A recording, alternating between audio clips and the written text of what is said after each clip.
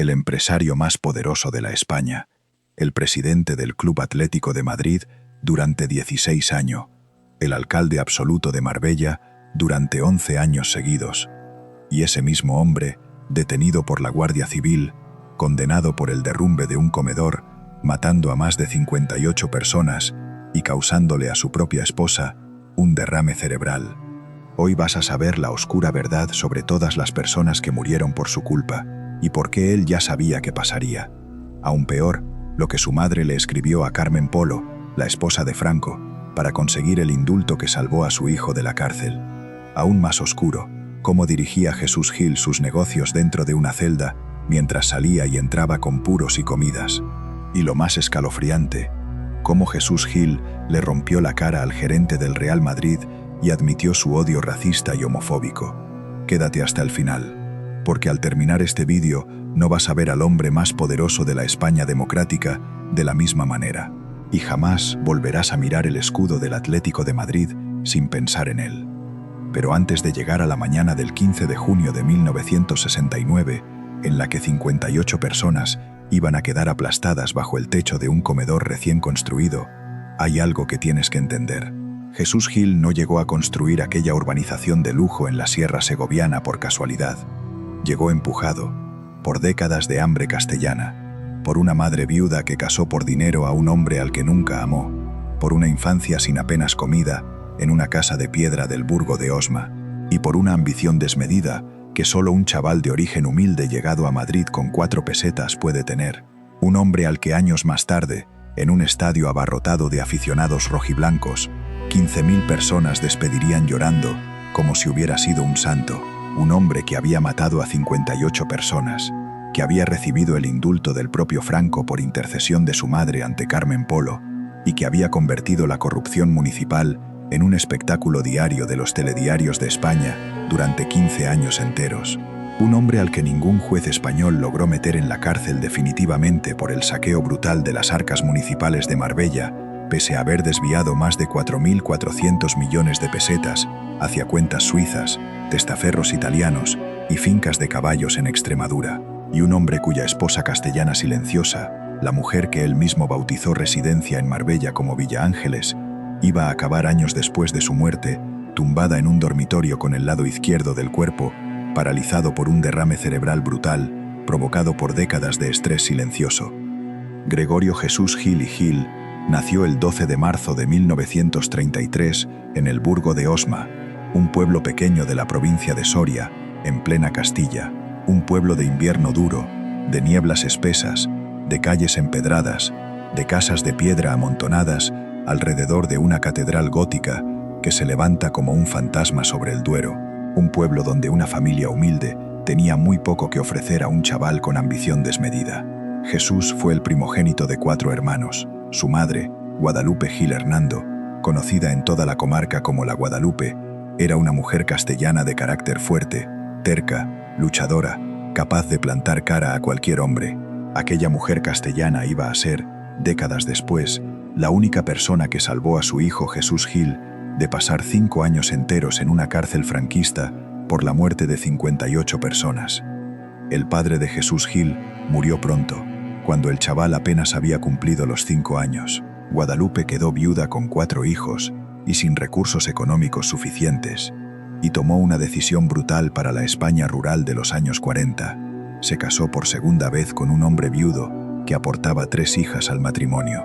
Un hombre supuestamente con dinero al que ella nunca quiso, como ella misma confesaría años después a las personas de confianza de la familia. Se casó porque necesitaba dar de comer a sus 4 hijos. Se casó porque en la posguerra castellana, una viuda sin recursos era una tragedia social. Se casó porque su hijo Jesús necesitaba unos zapatos nuevos para ir al colegio, y aquella boda, aquella decisión brutal de casarse sin amor, marcó para siempre la mirada de Jesús Gil sobre las mujeres, sobre las esposas, sobre las madres, sobre el dinero. Guadalupe consiguió que su hijo Jesús estudiara los primeros años en el Colegio de los Padres Claretianos de Aranda de Duero, en la provincia burgalesa, un colegio católico de curas estrictos, donde el chaval soriano aprendió disciplina, latín, castellano viejo y la humildad exterior que después usaría a su antojo para engañar a políticos, banqueros y ministros. Jesús Gil de niño era listo, atrevido, con una labia castellana que dejaba a los curas sorprendidos. Pero no era un buen estudiante en el sentido académico. Le aburrían los libros, le aburrían los exámenes, le aburría todo lo que no le diera dinero de forma inmediata. En cuanto pudo, abandonó los estudios de ciencias económicas que había empezado en Madrid con muchas dificultades y se puso a trabajar en una tienda de repuestos de automóviles en la capital. Aquella tienda de repuestos fue la Escuela Real de Jesús Gil y Gil. Allí aprendió a hablar con clientes, a regatear precios, a engañar a un proveedor cuando hacía falta, a cerrar tratos con un apretón de manos y luego incumplirlos con otra sonrisa. Aprendió el arte del engaño castellano rural aplicado a la gran ciudad. Y aprendió, sobre todo, que los negocios no se hacen con papeles, sino con caras, con miradas, con complicidades, con favores, y con lo que en aquella España franquista todo el mundo llamaba enchufe. Jesús Gil aprendió que el enchufe abría puertas que ningún título universitario podía abrir. Aprendió que un buen contacto en un ministerio valía más que 10 ingenieros trabajando toda una vida en un despacho. Y aprendió, en aquella tienda de repuestos de la calle Ferraz de Madrid, a mirar a la gente a los ojos, con la sonrisa cordial castellana, mientras por debajo de la mesa se cerraban los tratos comerciales que interesaban a Jesús Gil, sin importar demasiado el interés real del cliente confiado. En 1961, con 28 años, Jesús Gil se casó con María Ángeles Marín Cobo, una chica madrileña, guapa, discreta, de familia humilde. Guadalupe, su madre, no aprobó aquella boda porque ella quería una heredera con dote castellana. Jesús se casó contra el criterio de su madre. Aquella mujer discreta y callada iba a ser durante 43 años la única persona en el mundo capaz de aguantar a Jesús Gil todos los días. La misma mujer que en 2011, 7 años después de la muerte de su marido, sufriría un ictus paralítico brutal del que ya no se recuperaría jamás. María Ángeles y Jesús tuvieron 4 hijos. Jesús Gil Marín nació el 7 de agosto de 1961, primogénito, al que la familia llamaría siempre Jesucito. Miguel Ángel Gil Marín nació el 28 de mayo de 1963. Después llegaron Miriam y Óscar, 4 hijos que iban a crecer con un padre que aparecía en todas las portadas de los telediarios de España cada noche, diciendo barbaridades ante las cámaras. Y aquí viene lo que ninguna abuela española que veía los telediarios de las 9 de la noche en los años 90 va a olvidar jamás, porque aquel castellano bajito con el pelo canoso y la voz ronca iba a lanzar un puñetazo directo en la cara al gerente del Real Madrid, Lorenzo Sanz, delante de las cámaras de Canal Plus, en el palco del Estadio Santiago Bernabéu. Pero todo aquello venía después. Antes hay que entender de dónde salió Jesús Gil. A mediados de los años 60, Jesús Gil encontró el gran proyecto de su vida temprana, una urbanización de lujo en pleno pinar de la Sierra de Guadarrama, en la provincia segoviana, a unos 70 kilómetros de Madrid, con chalets de segunda residencia para la burguesía madrileña, con piscinas, con restaurantes, con un lago artificial. La bautizó con un nombre que sonaba a Hollywood: Los Ángeles de San Rafael. Los Ángeles de San Rafael se inauguró parcialmente en 1968. En el acto de inauguración, junto al empresario Jesús Gil, aparecía un joven gobernador civil de 35 años, un joven prometedor de la política franquista llamado Adolfo Suárez González, el mismo Adolfo Suárez que años después, siendo presidente del gobierno de la transición, firmaría la Constitución de 1978. En aquel 1968, Adolfo Suárez era gobernador civil de Segovia y su misión aquel día era cortar la cinta roja al lado de Jesús Gil. Aquella foto de los 2 hombres juntos, con las tijeras en la mano, sonrientes ante las cámaras, cortando la cinta de una urbanización que un año después iba a matar a 58 personas, es una de las fotografías más brutalmente reveladoras de la España tardofranquista. Y ahora prepárate, porque lo que ocurrió en Los Ángeles de San Rafael la mañana del 15 de junio de 1969 es tan brutal que aún hoy sigue siendo una de las páginas más negras del tardofranquismo español. Espera, voy a contártelo todo. La mañana del 15 de junio de 1969 amaneció clara y calurosa en la Sierra Segoviana. En la urbanización Los Ángeles de San Rafael, un comedor recién construido junto al lago artificial se preparaba para recibir a más de 200 comensales. Se trataba de la convención anual de la cadena de supermercados Spar, la firma holandesa de distribución alimentaria que celebraba los 9 años de su entrada comercial en España. Directivos, encargados de tiendas, delegados de zona, esposas y familiares, todos habían venido desde Madrid, Bilbao, Barcelona y Sevilla para pasar un fin de semana de convención en aquel complejo de lujo. El comedor había sido inaugurado con extrema urgencia. La inauguración oficial estaba prevista para el mes de julio. Al surgir la posibilidad de acoger la convención de la cadena Spar, Jesús Gil dio la orden de forzar la apertura. El cemento del techo, según declararían después los testigos ante la justicia, no estaba todavía completamente seco el día del acto. La estructura carecía de los permisos reglamentarios exigidos por la ley. La obra se había realizado sin la supervisión de un arquitecto oficial ni un plan de construcción aprobado por el ayuntamiento del municipio segoviano. La ambición de Jesús Gil fue más grande que la ley española. A las 2 de la tarde del 15 de junio, con el comedor lleno hasta arriba y los camareros sirviendo entrantes de jamón ibérico, el techo cedió. Fue un instante, un crujido brutal, una nube inmensa de polvo blanco cubriéndolo todo. Los muros de carga se derrumbaron sobre las mesas. Las vigas de hormigón cayeron encima de los comensales. 58 personas murieron aquella tarde en Los Ángeles de San Rafael. Decenas de heridos graves.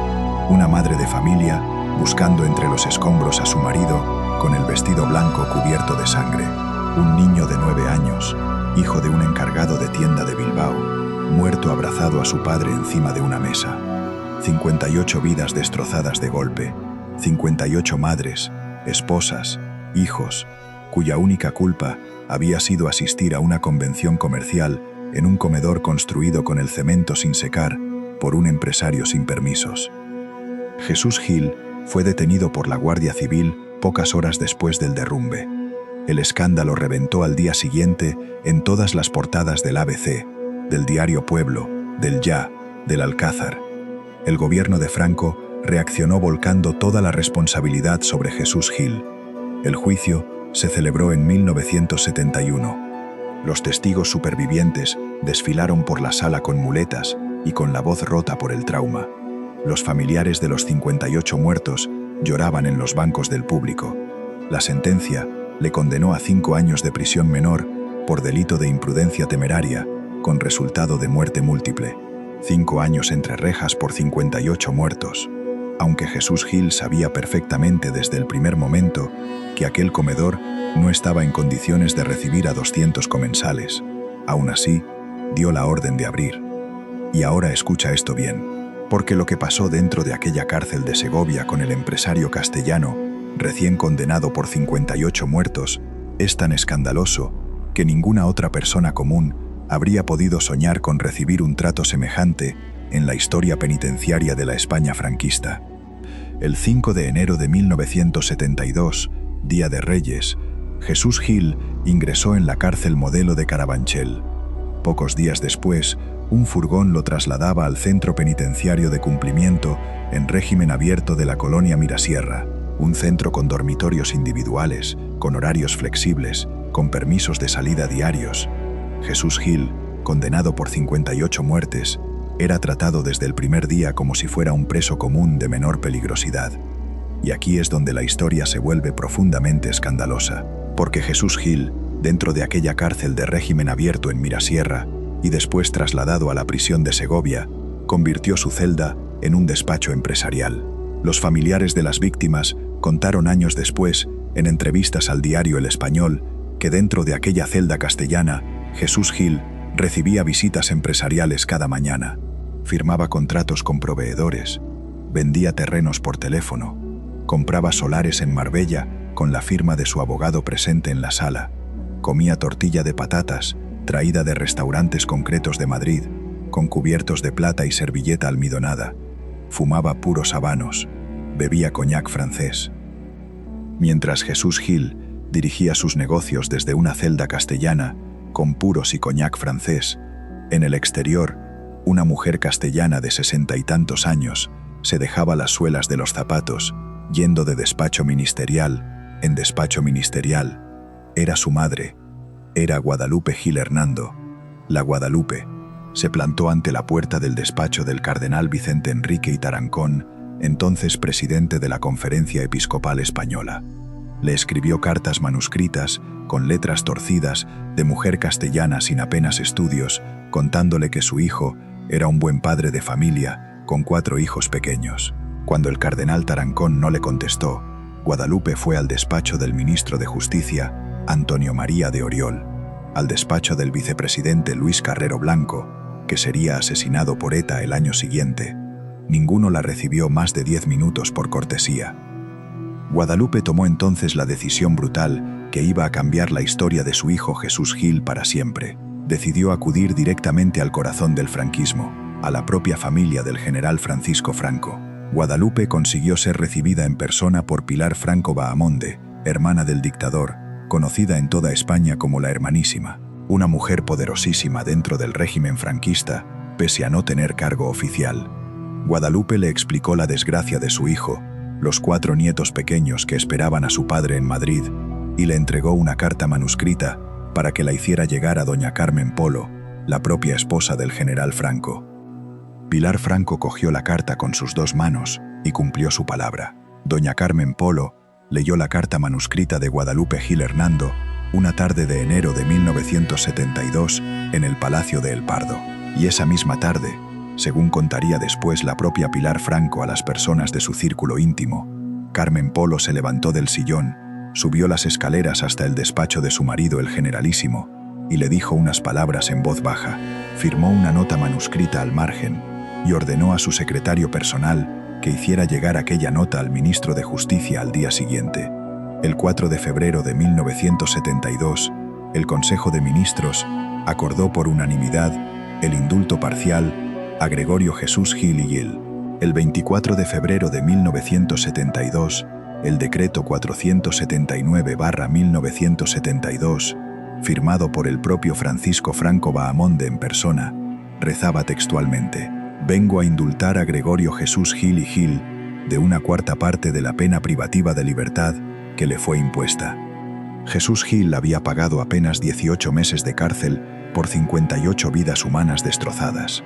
400 millones de pesetas de la época en indemnizaciones civiles a las familias de las víctimas, cantidad brutal, pero que él pagó en 4 cheques desde su propia cuenta particular, sin apenas despeinarse. Salió a la calle en libertad total, el mismo día del indulto, con un puro habano en la boca. Los familiares de las 58 víctimas, entrevistados años después por el diario El Español, coincidieron unánimemente en una frase brutal. Cita textual de una de las viudas segovianas: «Nunca nos pidió perdón por el derrumbe, ni una sola vez, ni siquiera cuando salió de la cárcel». Jesús Gil salió de la prisión de Segovia una mañana fría de febrero de 1972. Regresó a Madrid con su mujer María Ángeles, esperándolo en la puerta de casa. Los 4 hijos pequeños corrieron a abrazarlo. Jesucito tenía 10 años, Miguel Ángel 8, Miriam y Óscar eran todavía críos que apenas recordaban al padre. Guadalupe se quedó llorando en silencio a un lado del vestíbulo. La misión que ella había cumplido escribiendo cartas al cardenal Tarancón y a Carmen Polo la había dejado agotada. Pero por primera vez en 40 años se sentía en paz. María Ángeles Marín, siempre discreta, callada, resignada, había aguantado sola durante 18 meses el peso del escándalo de las 58 víctimas. Había cambiado a los niños de colegio para evitar comentarios crueles. Había vendido pequeñas joyas para pagar los gastos corrientes. Había recibido llamadas amenazadoras de familiares de las víctimas segovianas, insultándola por teléfono a horas indecentes. Y jamás, ni una sola vez, se planteó separarse de su marido, porque en aquella España tardofranquista, una esposa castellana simplemente no se separaba de su marido, aunque su marido hubiera matado a 58 personas. Y porque, como ella misma le confesaría décadas más tarde a Miriam entre lágrimas, siempre pensó que Jesús no había querido matar a nadie, solo había querido correr demasiado. Los años 70 fueron para Jesús Gil una época de reconstrucción empresarial silenciosa. Se dedicó a comprar y vender solares en el Extrarradio de Madrid, en Aranjuez, en Guadalajara, en la costa de Levante. Aprendió lo que había hecho mal en Los Ángeles de San Rafael. Aprendió a contratar arquitectos con licencia oficial y a firmar los papeles reglamentarios en los ayuntamientos correspondientes. Durante casi 15 años, Jesús Gil apenas apareció en los diarios españoles. Era simplemente un empresario más de la construcción, bien conectado con los ayuntamientos, bien relacionado con banqueros como el sevillano Mario Conde, pero silencioso, discreto, trabajando sin escándalo. Y aquí viene el detalle que ninguna abuela española, acostumbrada a ver los telediarios de las 9 de la noche, va a creerse jamás, porque aquel empresario silencioso y discreto de los años 70 iba a volver a explotar en las portadas de todos los diarios nacionales españoles en junio de 1987, de una manera tan escandalosa que iba a convertirlo durante los 15 años siguientes en el hombre más gritado, más filmado y más entrevistado de la televisión española. Fue en aquellos años cuando Jesús Gil compró una finca en la Costa del Sol malagueña, a las afueras de Marbella, y edificó allí una residencia de descanso familiar.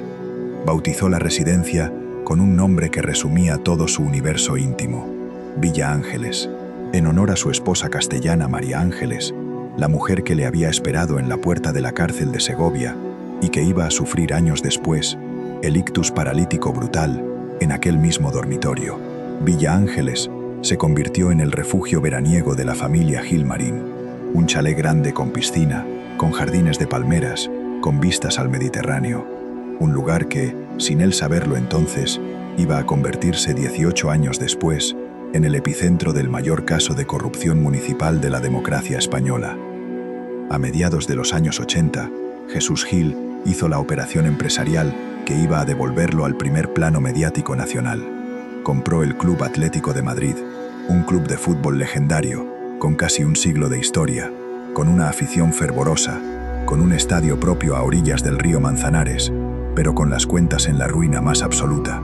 El 26 de junio de 1987, Jesús Gil se convirtió oficialmente en el presidente y máximo accionista del Atlético de Madrid.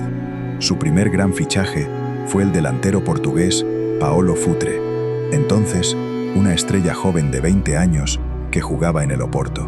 Jesús Gil pagó por Futre 1.000 millones de pesetas de la época, cifra desorbitada que hizo temblar al fútbol europeo. A partir de aquel fichaje, Jesús Gil convirtió el Atlético de Madrid en un espectáculo mediático permanente. Fichaba jugadores extranjeros por sumas millonarias. Los despedía 2 años después con ruedas de prensa esperpénticas. Cambiaba de entrenador cada pocos meses. En sus 16 años de mandato, entre 1987 y 2003, el Atlético de Madrid pasó por 39 entrenadores distintos, un récord absoluto en la historia del fútbol español. Jesús Gil descubrió también las cámaras de televisión. Descubrió que ante un micrófono, él era diferente, espontáneo, gracioso, brutal, políticamente incorrecto en una época donde España todavía no sabía qué era la corrección política. Sus frases empezaron a circular por los telediarios de todas las cadenas nacionales cada noche. Cita textual pronunciada ante las cámaras de Antena 3 tras una derrota: "Mi error es tratar a los futbolistas como personas". Otra cita textual de una rueda de prensa suya de 1988: "No fiché a Klinsmann porque perdía aceite". Otra cita textual pronunciada delante de las cámaras de Telecinco tras un partido perdido en Ámsterdam: "Espero que el equipo entero muera en el accidente aéreo del vuelo de vuelta a Madrid". Aquella última barbaridad reventó en las portadas de los diarios europeos al día siguiente. En el verano de 1991, la cadena de televisión Telecinco, entonces recién inaugurada como la primera cadena privada española, le ofreció a Jesús Gil presentar su propio programa. El programa se emitía desde su residencia de Villa Ángeles en Marbella. Se llamó Las noches de tal y tal, un formato disparatado, donde Jesús Gil charlaba con famosos de la crónica social española, sentado en el jardín de su chalet marbellí, comiendo gambas de Sanlúcar, bebiendo Rioja, insultando a otros presidentes de clubes de fútbol y salpicando cada frase con juramentos castellanos que a las abuelas de Cuenca y de Soria les hacía taparse la boca con el pañuelo mientras veían el programa después de cenar. En aquel mismo verano de 1991, Jesús Gil dio el paso definitivo. Fundó su propio partido político, un partido personalista, sin estructura ideológica clara, sin militancia real, creado por él mismo desde un despacho de Villa Ángeles con la ayuda de 3 abogados de confianza. Lo bautizó como Grupo Independiente Liberal. En castellano el nombre era ambiguo, pero las siglas eran clarísimas. Gil, su propio apellido convertido en marca electoral. Y con aquellas 3 letras rojiblancas del partido Gil, Jesús Gil se presentó a las elecciones municipales de Marbella del 26 de mayo de 1991. Y ahora prepárate, porque lo que ocurrió en Marbella la noche del 26 de mayo de 1991 es tan brutal que iba a convertir a Jesús Gil en el alcalde más poderoso, más corrupto, más mediático, más denunciado, más querido y más odiado de la historia democrática de España. 11 años enteros de dominio absoluto sobre una ciudad costera de 300.000 habitantes, 3 mayorías absolutas consecutivas, 4.400 millones de pesetas desviados de las arcas del ayuntamiento. Escúchame bien lo que te voy a contar ahora. La noche del 26 de mayo de 1991, con el 95% del escrutinio ya cerrado, el partido Gil de Jesús Gil había arrasado en las elecciones municipales de Marbella con una mayoría absoluta aplastante, 17 concejales de 27 posibles, casi el 60% de los votos emitidos. Jesús Gil, el empresario condenado por los 58 muertos de Los Ángeles de San Rafael, el presidente polémico del Atlético de Madrid, el hombre que unos años antes había pasado 18 meses en la cárcel de Segovia por homicidio múltiple, era desde aquella noche el alcalde legítimamente elegido por el pueblo de Marbella, y a partir de aquella noche iba a gobernar la ciudad como si fuera un cortijo andaluz de su propiedad privada. Los primeros nombres que Jesús Gil colocó al frente del ayuntamiento marbellí revelaban ya el sistema que iba a instalar. Como teniente alcalde, nombró a un hombre gris de la administración local, llamado Julián Muñoz Palomo, un funcionario municipal de aparente perfil discreto, que iba a convertirse durante la década siguiente en el hombre de confianza absoluta de Jesús Gil, en el ejecutor silencioso de todas sus órdenes. Y años después, tras la caída definitiva de Jesús Gil, en el sucesor natural de la alcaldía de Marbella, el mismo Julián Muñoz que años más tarde se enamoraría públicamente de Isabel Pantoja, arrastrándola a la mayor operación de blanqueo de capitales del corazón español. El mismo Julián Muñoz que moriría de cáncer de pulmón el 24 de septiembre de 2024, después de haberse recasado con su primera esposa, Maite Zaldívar, apenas 9 meses antes de morir.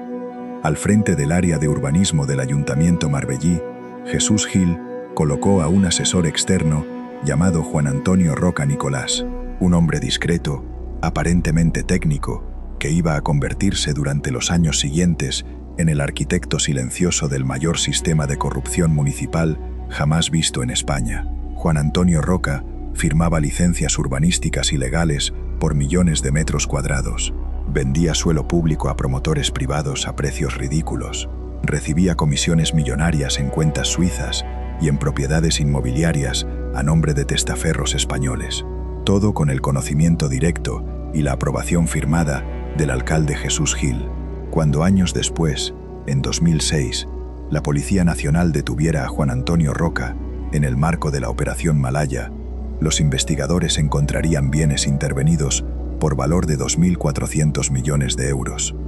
El primer escándalo judicial de Jesús Gil como alcalde de Marbella fue el conocido en toda España como caso Camisetas. Los peritos judiciales de la Fiscalía Anticorrupción descubrieron que durante los años 90 el ayuntamiento marbellí, con la firma directa de Jesús Gil, había estado desviando fondos públicos municipales al Club Atlético de Madrid a través de un contrato ficticio de patrocinio. La camiseta blanquirroja del Atlético llevaba estampado en el pecho el logotipo de la ciudad de Marbella, y por aquella publicidad, el ayuntamiento pagaba al club de fútbol propiedad de Jesús Gil sumas millonarias que salían directamente de las arcas municipales. En términos legales aquello se llamaba prevaricación. En términos populares se llamaba robar. Robar de las arcas municipales para autofinanciar el club de fútbol privado del propio alcalde. En el año 2000, la justicia española dictó sentencia definitiva sobre el caso Camisetas. Jesús Gil fue condenado a 28 años de inhabilitación para cargo público y una pena adicional de 6 meses de prisión menor por delito de prevaricación firme. Jesús Gil ya no podía apelar más. En 2002, el Tribunal Supremo Español ratificó la condena de forma irrevocable, y el 24 de abril de 2002, con las cámaras de televisión de todas las cadenas nacionales, grabando el acto en directo desde la sala de plenos del Ayuntamiento, Jesús Gil presentó formalmente su dimisión como alcalde de Marbella. Terminaban 11 años de reinado absoluto. Y aquí viene lo verdaderamente escalofriante, porque el caso Camisetas por el que dimitió Jesús Gil como alcalde de Marbella en abril de 2002, con 28 años de inhabilitación firme sobre las espaldas, era solo la punta del iceberg de la corrupción marbellí. La segunda investigación judicial paralela era mucho más grave y afectaba a una cifra tan colosal de dinero público que ni los periodistas más veteranos del Tribunal Supremo Español se atrevían a pronunciarla en voz alta en los pasillos del Palacio de Justicia. Escúchala bien. La segunda investigación judicial paralela se llamaba Caso Saqueo. Los peritos de anticorrupción, tras años de análisis contable, habían descubierto que durante la década anterior, entre 1991 y 2001, el alcalde Jesús Gil había desviado desde las arcas del Ayuntamiento marbellí, a través de decenas de empresas pantalla ubicadas en paraísos fiscales, una cifra sencillamente inimaginable: 4.400 millones de pesetas. Todo aquello había ido a parar a cuentas suizas, a inmuebles en Marbella comprados a nombre de testaferros, a fincas de caballos en Extremadura, a locales comerciales en Madrid registrados a nombre de familiares lejanos y a maletas de dinero en efectivo escondidas en cajas fuertes de bancos privados alicantinos. Jesús Gil fue detenido preventivamente por el caso Saqueo. Salió en libertad bajo fianza millonaria pagada con la firma directa de su hijo Miguel Ángel, a punto ya de sentarse en el banquillo del Tribunal Supremo para responder por el caso Saqueo, cuando parecía inminente su condena definitiva a 10 o 15 años de cárcel firme, ocurrió algo que iba a librar a Jesús Gil de rendir cuentas judiciales para siempre, algo que iba a llegar de golpe una tarde de mayo de 2004 en la finca cacereña de Valdeolivas. Lo que iba a llegar aquella tarde de mayo de 2004 en la finca cacereña de Valdeolivas es la parte final del capítulo más brutal de esta historia. Pero antes de contarte cómo murió Jesús Gil, cómo se despidió de su esposa María Ángeles con la mirada perdida en el techo del hospital madrileño, y cómo 15.000 aficionados rojiblancos lloraron su ataúd en el Estadio Vicente Calderón, tienes que saber una última cosa. Tienes que saber cómo se comportó Jesús Gil ante las cámaras de televisión durante sus 16 años de mandato en el Atlético de Madrid. Cómo insultó a árbitros, a periodistas, a directivos rivales, a jugadores negros extranjeros. Cómo le rompió la cara a puñetazos al gerente del Real Madrid una noche entera en directo, delante de las cámaras de todas las televisiones nacionales. Y cómo pronunció una frase de solo 12 palabras que resume mejor que ninguna sentencia judicial quién era realmente Jesús Gil y Gil. Los años 90 fueron para Jesús Gil su década de máxima proyección mediática. Estaba en todas partes al mismo tiempo.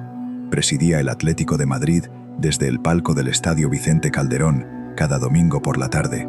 Gobernaba Marbella desde su despacho del Ayuntamiento de la Costa del Sol andaluza cada lunes por la mañana. Aparecía en tertulias deportivas y de crónica social en Antena 3, en Telecinco, en Canal Plus, cada noche a las 11. Se dejaba fotografiar sonriente en las playas de Málaga, con actrices españolas, con futbolistas retirados, con toreros venidos a menos, con cantantes de copla como Isabel Pantoja o Rocío Jurado. Aparecía en la primera fila de las corridas de toros de la Feria de San Isidro cada mes de mayo. Le hacían caricaturas en las páginas dominicales del diario El País.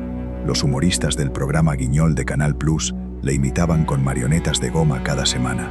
Jesús Gil era, sin ninguna duda, el hombre más filmado, más entrevistado, más citado y más caricaturizado de la España democrática de aquellos años 90. Un fenómeno mediático absoluto que sobrepasaba con creces la fama de cualquier futbolista, cualquier torero, cualquier cantante o cualquier ministro del gobierno de la nación española.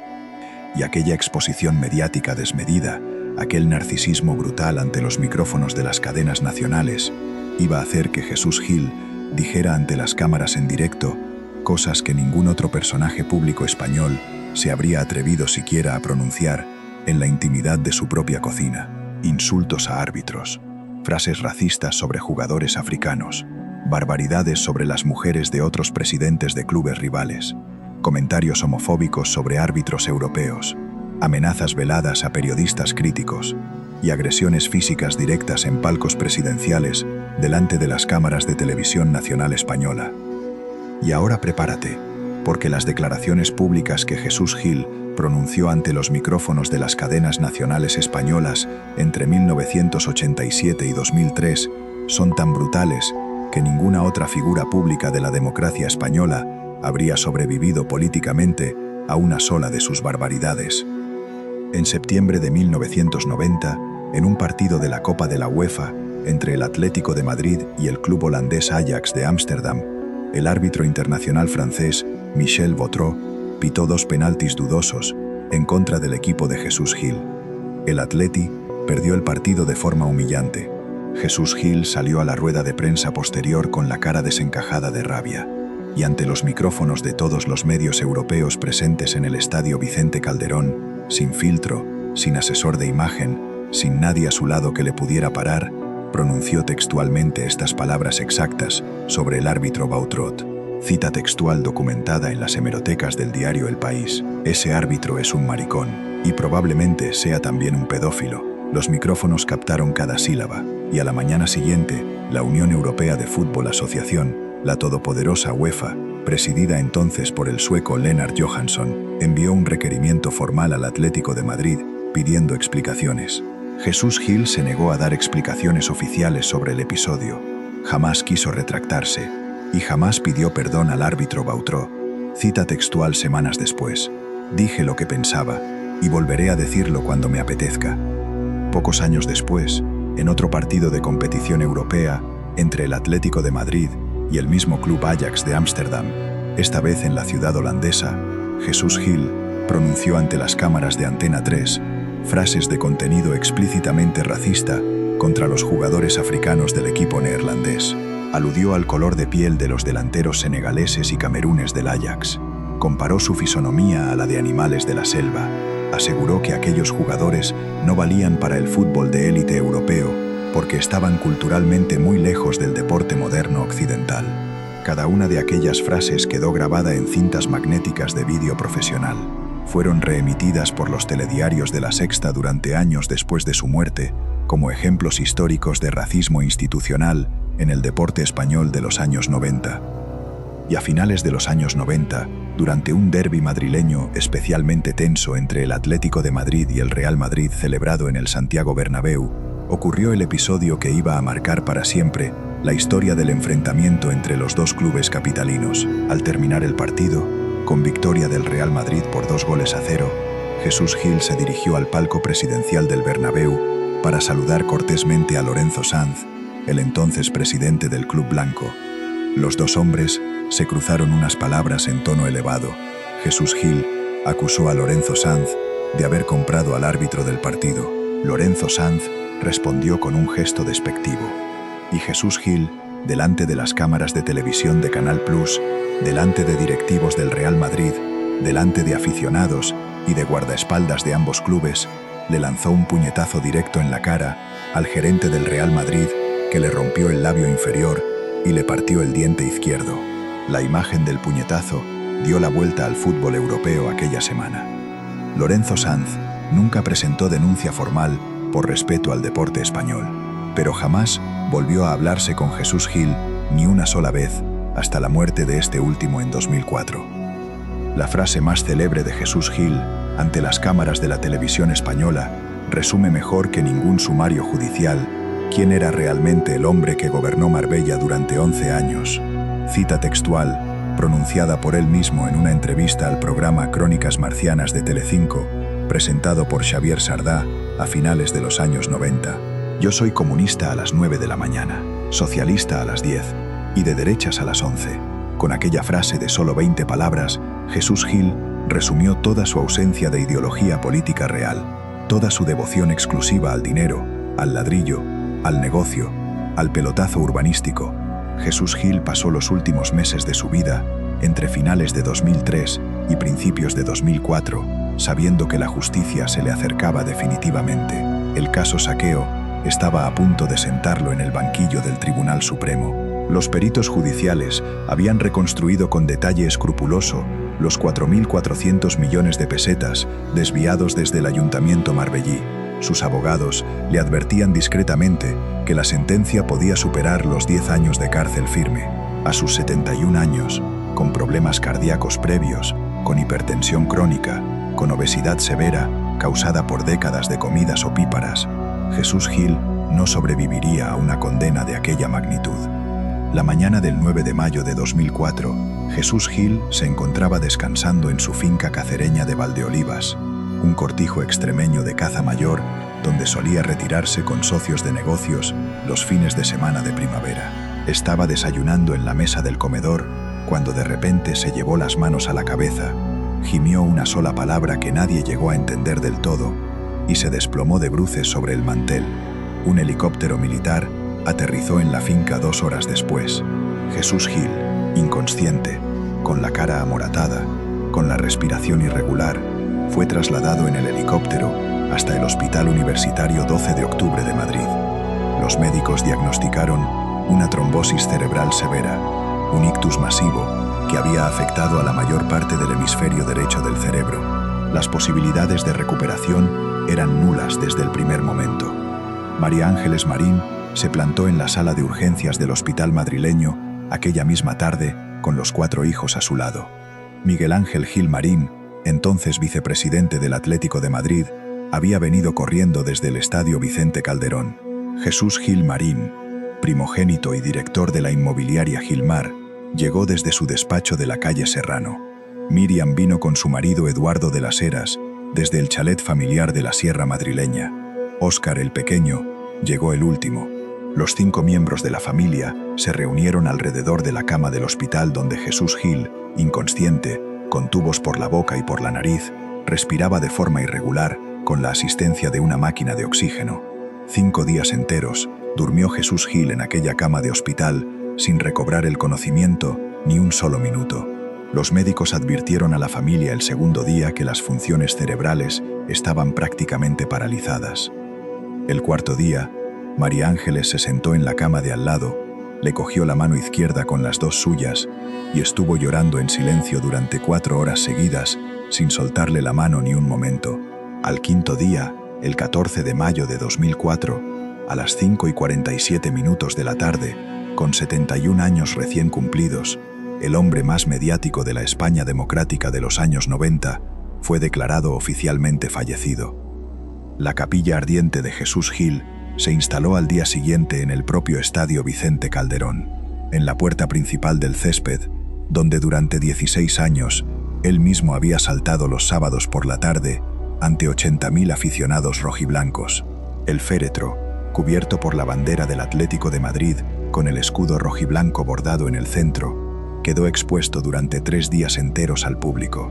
15.000 personas desfilaron por delante del ataúd de Jesús Gil, aficionados vestidos con la bufanda del club, empresarios de la construcción madrileña, alcaldes de pueblos manchegos, ministros del Partido Popular entonces en el gobierno de José María Aznar, futbolistas retirados, presentadores de televisión, toreros retirados y muchísimas mujeres castellanas y andaluzas de edad avanzada que habían visto durante 15 años a Jesús Gil todas las noches en los telediarios. Todos ellos desfilaron ante el ataúd del hombre que había matado a 58 personas en Los Ángeles de San Rafael sin haber pedido perdón una sola vez, y ninguno se acordó públicamente aquel día del cemento sin secar del comedor segoviano. Miguel Ángel Gil Marín se convirtió en dueño mayoritario del Club Atlético de Madrid con el 75% de las acciones del club, junto al empresario audiovisual Enrique Cerezo Torres, que asumió la presidencia oficial, iban a dirigir el club durante las 2 décadas siguientes. Jesucito, el primogénito, siguió al frente de la inmobiliaria Gilmar Consulting, especializada en la compraventa de propiedades de lujo para famosos, futbolistas y aristócratas. Miriam heredó parte del patrimonio familiar y quedó como cuidadora principal de su madre María Ángeles. Óscar, el hijo menor, fue conocido a partir de aquellos años por su breve noviazgo público con la cantante y presentadora Leticia Sabater. Y la parte más dolorosa de toda esta historia iba a llegar 7 años después de la muerte de Jesús Gil. En 2011, María Ángeles Marín Cobo, la esposa castellana que le había esperado en la puerta de la cárcel de Segovia en 1972, la mujer discreta que había resistido 50 años de matrimonio con el hombre más mediático y más escandaloso de España, sin quejarse una sola vez, sufrió un derrame cerebral paralítico brutal en el mismo dormitorio de Villa Ángeles, donde había pasado los últimos veranos con Jesús. El ictus la dejó paralítica del lado izquierdo del cuerpo, sin poder hablar durante meses, sin poder tragar bien, con la mirada perdida durante horas en el techo blanco del dormitorio. Miriam Gil Marín dejó su trabajo administrativo para dedicarse en cuerpo y alma a cuidar de su madre durante los años siguientes. Contrató enfermeras profesionales, le compró una silla de ruedas eléctrica adaptada. Los especialistas médicos coincidieron en que aquel derrame cerebral tenía origen en el estrés brutal acumulado durante 5 décadas de matrimonio con Jesús, en la tensión permanente de vivir con un hombre que aparecía cada noche en telediarios diciendo barbaridades, en la humillación silenciosa de tener que ir al mercado con la mirada baja porque las vecinas del barrio de Salamanca la señalaban con el dedo cuando pasaba, en el peso invisible de haber sido, durante 50 años exactos, la señora del hombre que mató a 58 personas. 5 años después de la muerte de Jesús Gil, la Agencia Tributaria Española y la Fiscalía Anticorrupción abrieron un procedimiento de embargo civil contra la familia Gil Marín para tratar de recuperar parte de los 4.400 millones de pesetas del caso Saqueo. Las herederas del alcalde marbellí tuvieron que ceder decenas de propiedades inmobiliarias en Marbella, en Madrid, en Extremadura, villas, fincas, apartamentos, locales comerciales. Todo se puso a nombre del Estado español como pago parcial de las deudas históricas del padre. 15 años después de la muerte de Jesús Gil, en 2019, la familia todavía seguía teniendo bienes embargados por la justicia. Recuerda ahora aquella tarde del 15 de junio de 1969, en la que el comedor de Los Ángeles de San Rafael se derrumbó sobre 200 comensales inocentes, con el cemento sin secar. 58 vidas humanas convertidas en polvo bajo el hormigón. Familias enteras rotas para siempre. Recuerda aquella carta manuscrita que Guadalupe Gil Hernando escribió con letras torcidas al cardenal Tarancón primero y a Carmen Polo después. La única persona en toda España capaz de conseguir que Francisco Franco firmara un decreto de indulto para un asesino imprudente. Recuerda aquella celda despacho de la prisión de Segovia con los puros habanos y el coñac francés, mientras 58 familias españolas seguían llorando a sus muertos en cementerios provinciales. Y ahí, junto al comedor derrumbado de Los Ángeles de San Rafael, junto a la carta manuscrita de Guadalupe a Carmen Polo, junto a la celda despacho de la cárcel de Segovia, junto al puñetazo en la cara al gerente Lorenzo Sanz en el palco del Bernabéu, y junto a la capilla ardiente rodeada por 15.000 aficionados rojiblancos en el Estadio Vicente Calderón, el 14 de mayo de 2004, se completa la historia entera del hombre más mediático de la España democrática, un empresario castellano soriano de origen humilde, 58 víctimas inocentes en una urbanización segoviana, 18 meses de cárcel con puros habanos y coñac francés, un indulto firmado por el general Francisco Franco, una alcaldía absoluta de 11 años sobre la ciudad de Marbella, un club histórico de fútbol convertido en propiedad privada, 4.400 millones de pesetas desviados de las arcas municipales, una muerte súbita en una finca cacereña y una esposa castellana paralizada en el dormitorio de Villa Ángeles con la mirada perdida en el techo blanco. Piensa en tu propia vecina de barrio, en esa señora mayor del portal de al lado que durante décadas ha aguantado en silencio a un marido difícil, mediático, escandaloso, ausente. Piensa en María Ángeles Marín Cobo, tumbada en la cama de Villa Ángeles, con el lado izquierdo del cuerpo inutilizado. En Guadalupe Gil Hernando escribiendo cartas manuscritas al cardenal Tarancón desde una casa castellana. En las 58 madres, esposas e hijas segovianas que nunca recibieron una petición formal de perdón por parte del hombre que había matado a sus familiares. Piensa en todas las mujeres castellanas silenciosas que han sostenido durante décadas a los hombres más ruidosos de España. Porque esta historia no va solo de un empresario caído en desgracia, va del cemento sin secar de un comedor segoviano, va de las 58 víctimas de un derrumbe evitable, va de las cartas manuscritas de una madre castellana a Carmen Polo pidiendo el indulto de un hijo asesino, va de las celdas despacho con puros habanos donde se dirigen negocios millonarios mientras los muertos siguen enterrados, va de las alcaldías compradas con votos populares por hombres previamente condenados por homicidio, va de los clubes de fútbol convertidos en juguetes privados, va de los millones de pesetas desviados de las arcas públicas hacia paraísos fiscales, va de las esposas castellanas que sufren ictus paralíticos por décadas de estrés silencioso, va de los hijos que heredan apellidos malditos y patrimonios embargados. Jesús Gil murió el 14 de mayo de 2004. María Ángeles Marín, su esposa, sigue viva en la actualidad, paralítica, en el dormitorio principal de Villa Ángeles, cuidada por su hija Miriam. Los 4.400 millones de pesetas nunca fueron recuperados completamente por la Hacienda española. Las 58 víctimas de Los Ángeles de San Rafael tienen una placa conmemorativa pequeña, colocada en el Pinar segoviano, donde estaba el comedor derrumbado. Nadie visita esa placa. El escudo del Club Atlético de Madrid sigue luciendo el mismo color rojiblanco de siempre.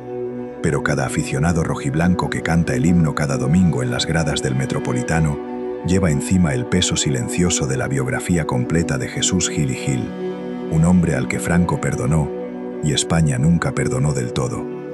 Si esta historia te ha hecho pensar en alguna injusticia que hoy sigue sin resolverse en tu propio entorno, denúnciala antes de que sea demasiado tarde, antes de que otro comedor de otra urbanización cualquiera se derrumbe por prisas comerciales, antes de que otra alcaldía cualquiera empiece a desviar millones a paraísos fiscales, antes de que otra esposa castellana silenciosa sufra un ictus paralítico por décadas de humillaciones acumuladas en la cocina de su casa. Y suscríbete si quieres que sigamos contando las historias más ocultas de los famosos españoles, las que nadie más se atreve a revelar.